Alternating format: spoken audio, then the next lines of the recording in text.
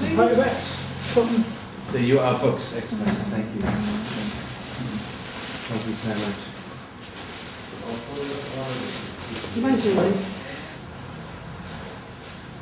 To help the library, because some people have got fresh books to read when they come and pick books to buy, you know. So fresh stuff, basically. I think it's really good. You know, people are trying to change things, just not letting things happen. They're thinking about what's happening and doing what they can to try and bring people's notice to it, and so people read about it and think for themselves whether it's good or bad. And I think most people would say it's a bad thing. You know, the library's been here a long time, and just because of a little money shortage, it will go and it won't come back. Once it's gone, we've lost it. No matter what they use it for, it should be used for the community. The hashtag Save FBL, Save Friern Barnet Library. The judge is reading through, well, responding to the arguments presented by our defence. The first one, that there was an implied license, she's ruled out. She has admitted that under Articles 10 and 11 of the Human Rights Act, that awarding the possession order here would breach our human rights, but the judge will still have to make a decision on whether our protest here is proportionate to the breach of our rights under those acts, which is probably what she's deciding now. So we're waiting for the tweets to come through. And who's tweeting? We've got quite a few people there. We've got Rosie, who works a lot on the One Barnet campaign, the bit of the council to try to privatise 70% of the services. We've got Dan. We've also got a couple of people from Occupy London in there tweeting. Barry John Rawlings, he's a Labour councillor, he's been helping us a lot with this project. It's been a real collaborative work, and some bloggers in Barnet. There's quite a few bloggers that have been opposing a lot of the policies that are being put in place by the Barnet Council, One Barnet programme, Pinkham Way, the closure of this library. There's a lot going on in Barnet.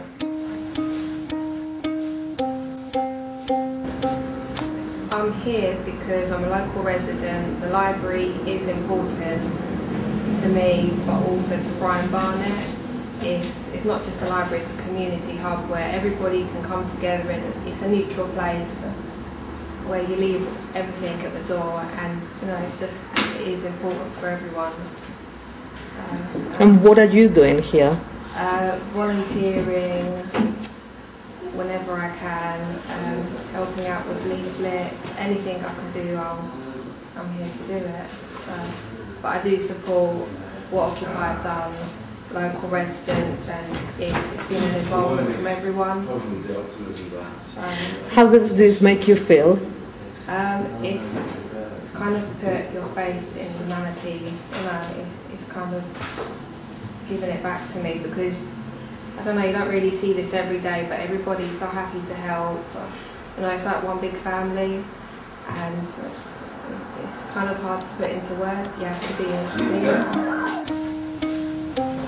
I grew up in this area, and I know lots of people who used the library growing up, and I couldn't believe when I found out that they were going to close it, because it's such an essential part of the community, and just something that everyone can use, and bring different types of people together, somewhere where that's free, where they can go and spend time with other people, use books for free. So yeah, that's why I'm here. And what are you doing here? I'm a volunteer as well, so just helping keeping the library organised, keeping it clean and tidy, and just a nice place for people to use and for people to come and relax and get access to books. It's amazing how the community have come together and Occupy to basically create what they have within this library, and they're so organised and to be so committed. You know, we say thank you to the local residents and for people who have been involved, but also a massive thank you to Occupy, because without their involvement we wouldn't be where we are today. And I think people need to take away all the preconceptions of what they think of Occupy and just look at the general picture of what they do is actually good. It's made me realise something I'd forgotten, and that's that, you know, lots of people with really different lives have come together and got something in common and worked really well together and get on together. And I don't think that happens that often, and it's a really nice thing to see. Yeah, it feels good.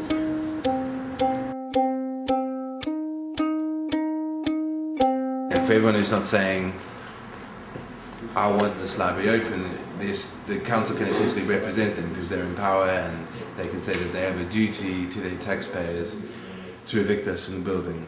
And just because they aren't saying we want these people evicted from the building doesn't mean that they don't. I mean, that could mean that they're leaving, you know, the council to decide. So I suppose it's the biggest problem with representative democracy. Right.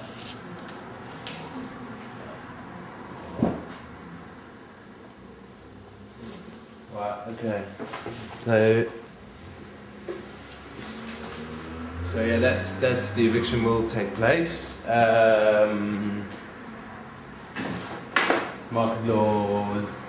Market law beats community initiative. Human rights articles 10 and 11 are not breached in this case. Eviction will take place. Okay, possession order granted to Barnet, but this should not be implemented until the 1st of January. 1st of February rather, so we're sitting on the 18th now. That gives the library another month and a half. I don't know if there's any conditions with that not being implemented until the 1st of February. It seems that the judges ruled that rather than the council. So that's good news. In a sense, it means there's another month here, another month to organise, to build. And very strange, because if it is the 1st of February, that means they will be evicting us during National Libraries Day, during National Libraries Week. I think community spaces are important. Why do I think it's important? I think it's important because people are beginning to see that they do have authority if they take action themselves, which is excellent. I think it should be an inspiration, and I hope that it is an inspiration. And no small, large, just community spaces. The council can't do it, why can't they? Everything's getting cut, it's nonsense. Nonsense, what can I say?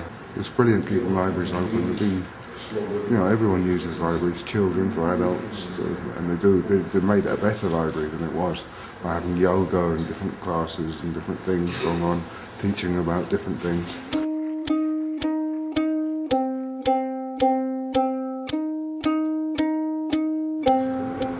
So just to maybe clear up what a community bid is, under the new Localism Act, certain buildings and land can be deemed a community asset, and under the Localism Act the local councils need to give preference to the community and their bid over other bids with community assets, as this was deemed a community asset on the 10th of December, so only a week ago. after a lot of campaigning from residents here. And what that community bid will look like is unknown. The council want to sell this building for £400,000, so they definitely did want to sell it. But now with the community bid, they have to give at least 6 months consideration to this community bid. But essentially, it will still be the council that decides whether the community bid is accepted or not. And a lot of people here have been saying that if this library is transferred to a community organisation, it should be done so at no cost, because essentially what the council are asking the residents to do is buy their own library so that they can run it,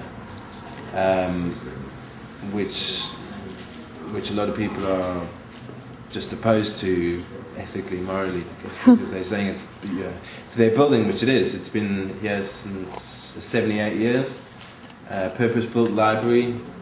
When it was built, there was a big donation from a philanthropist.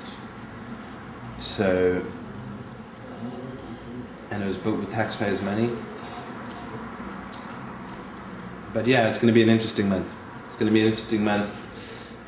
Press on with the Friern Barnet. Get this into try to get this into community hands, and more importantly, under the power of the community, so that the council can't just turn around in a couple of years and say, no, well, now we're going to sell it. You know, now that the occupiers are gone, and etc., etc. But you know, we've got a month and a half more time. That means so far the occupation of this library has gone on since the 5th of September, which will, I mean, 4 months we've kept the library open, 10,000 books, computers, meetings held here. It's become a little bit of a community hub. It's become a community hub for Friern Barnet.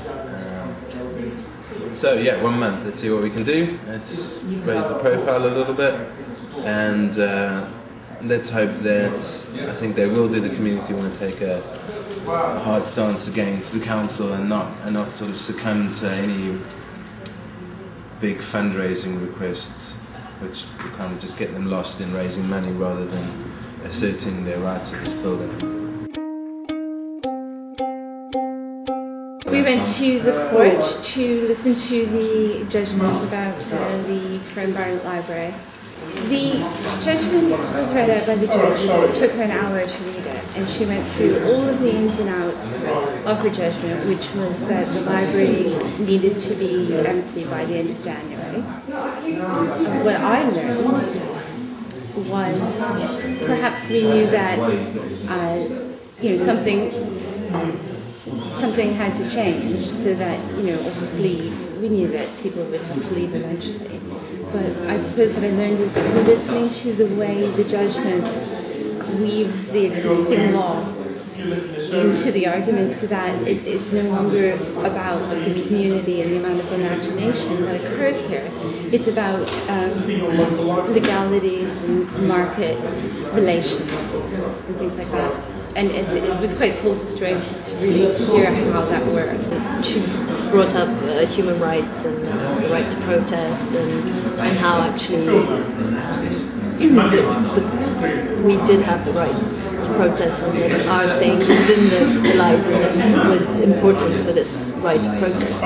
And so there was a moment in which our hopes really rise, and then to realize that it was more important that the building would be available, let's say, for bidding and for market logic, let's say, than human rights. That was very, very disappointing. I think I would have preferred not to hear any talk about human rights rather than actually seeing this comparison happening.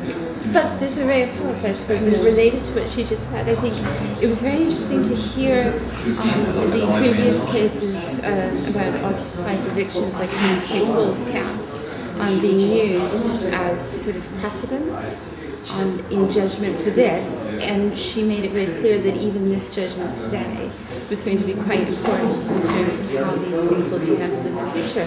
So in a way, that's actually quite an encouraging development because it means that we're doing things that are actually, if not changing the law, it's moving that grey area a little bit, where the law maybe is solid law in some cases. We're pushing up against that law a little bit and we're making them have to clarify it over and over again. I mean, this highlights, I think, quite clearly the threat of the Localism Act that we're experiencing. So basically, buildings are sort of like, yes, officially the community is given the opportunity to bid for it, but at the same time it's just putting like public services, public buildings onto the market and hiding it as if it's something for the citizens and for the community. So that makes it quite hard for us to keep on protecting them as well. Can I ask you what you think of the project? What do you think? I couldn't possibly comment, to be honest. No, as a father? Well, if you are again, a father, I'm not sure. The thing is, I'm a police officer and I'm in police uniform, so I couldn't offer you my comment. No? I'm very sorry. But, okay. Good luck.